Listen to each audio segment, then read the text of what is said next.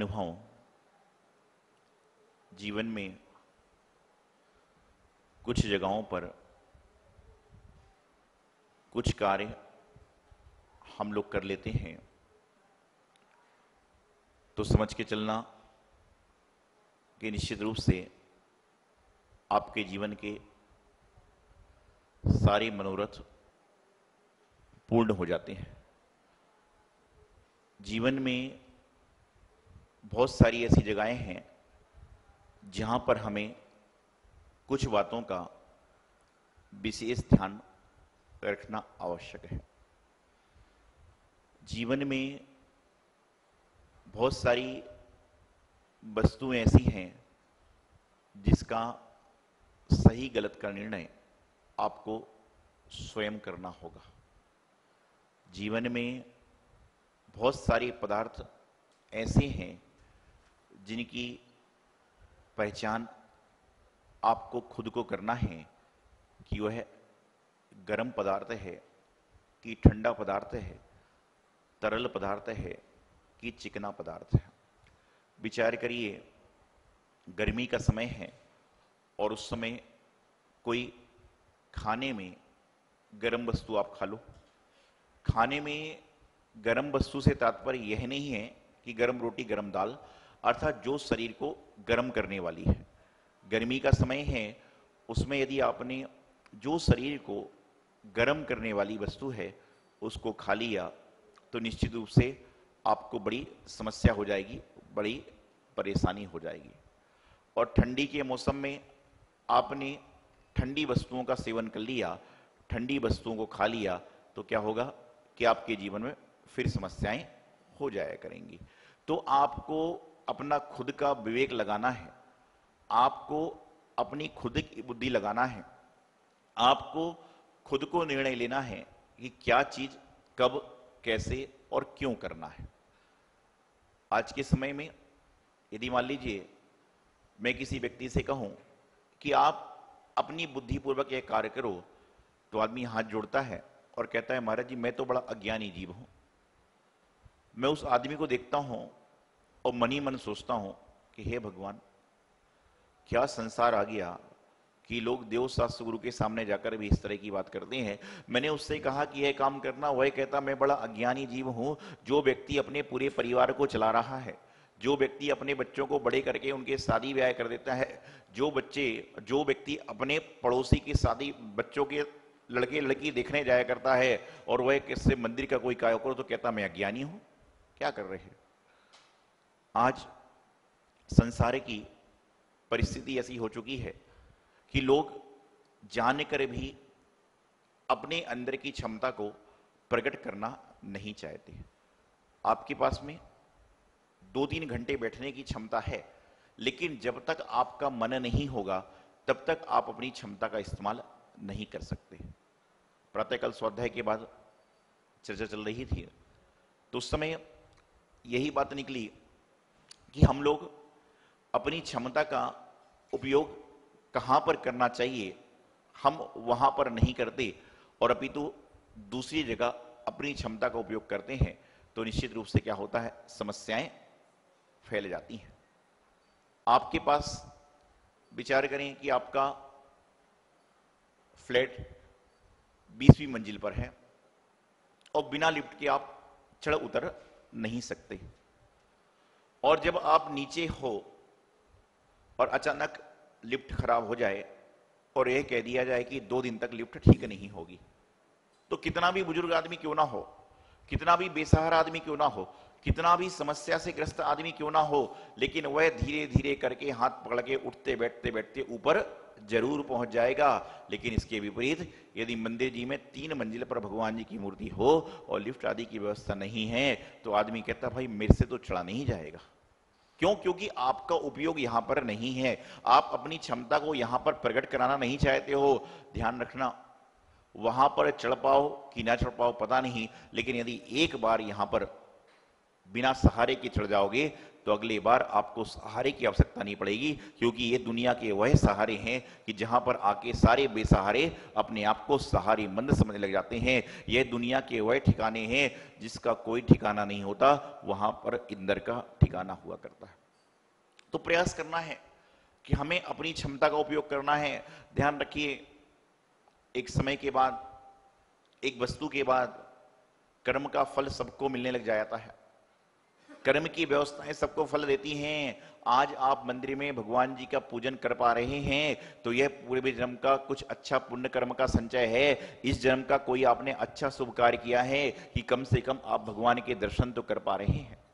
जिस दिन आप भगवान के मंदिर में दर्शन करने ना जा पाए तो उस समय खुश मत होना, उस समय अफसोस मनाना कि हे भगवान, मेरे आज जीवन का कौन सा पाप कर्म का उदय आया जो मैं मंदिर नहीं जा पाया।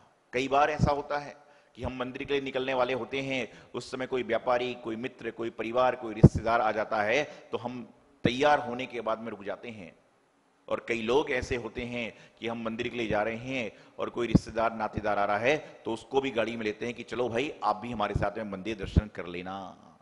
परिवार को, रिश्तेदार को, नातेदार को picture hall, cinema hall, picnic party पर ले जाने वाले बहुत लोग होते हैं, लेकिन परिवार को मंदिर लाने वाले, सत्संग में ले जाने वाले, शुभ कार्य कराने वाले बहुत कम लोग हुआ करते हैं। क्योंकि यह जो काम कर लेगा तो समझ के चलना कि उसने अपने जीवन को तार लिया और दूसरे को भी तारने की प्रेरणा दे दी। कर्म आपको किसी ना किसी समय तत्रित होकर आएंगे। एक बार की बात है, एक दंपत्ति के एक पुत्र हुआ और पुत्र होने के 5-7 साल बाद मां का देहांत हो गया। मां स्वर्गवास हो गई। उस आदमी की दूसरी शादी करा दी गई और दूसरी शादी होने के बाद भी उसको पुत्र हुआ। लगभग दोनों पुत्रों में 10-12 साल का अंतराल हो गया, 10-12 साल की उम्र का अंतर हो गया। एक समय के बाद माता पिता का निधन हो गया और बड़े भाई की शादी हो गई। बड़े भाई की जब शादी हो गई, खुशियां मनाई गई। एक दिन छोटा भाई बीमार पड़ गया। उसको देखने के लिए बहुत सारी जगह से वैद्य को बुलाया गया, दवाइयां लाई गई, उपचार किया गया, औषधि दी गई, लेकिन वह ठीक नहीं हो पा रहा था। बड़े भाई की पत्नी के मन में चोर जागा, बड़े भाई की पत्नी के मन में लालच जागा, लोभ जागा। उसने अपने पति से कहा कि ये ठीक हो जाएंगे और एक ना एक दिन जब हिस्सा बांट होगा तो आधी संपत्ति हमें इनको देना पड़ेगी। तो उसने कहा हाँ, ये तो देना पड़ेगी। तो बोले क्यों ना ऐसा काम करें, अभी बीमारी चल ही रही है, किसी वैद्य से कह के इनको खाने में विष ला देते हैं जिससे इनकी लीला समाप्त हो जाए और सारा का सारा धन संपत्ति हमें मिल जाए। और किसी वैद्य ने लालच के बसाकर उनको यह औषधि दे दी और वह मरण को प्राप्त हो गया। कालांतर में जो दंपत्ति थे उनके यहां पर एक पुत्र का जन्म हुआ।